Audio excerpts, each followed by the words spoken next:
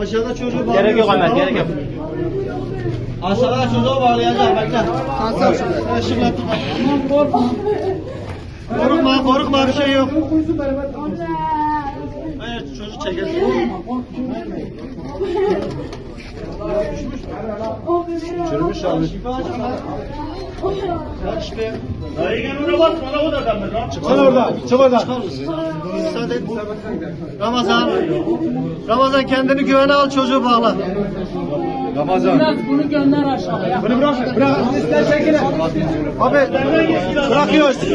Hadi beyler. Çıkmaz. Hadi beyler. Hadi. Allah. Yavaş bir şekilde. Hadi. Ramazan ortam destek geç. Ramazan şakası. Eli bırak. Şöyle ben. Sağlıkçılar. Savaşlar burada. Bu tarafa.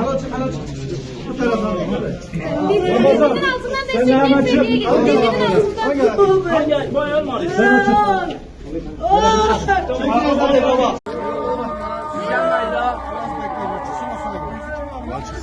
Gelmeyin.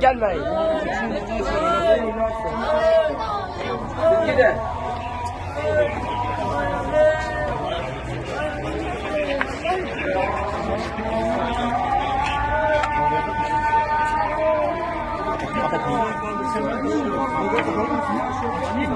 Zaten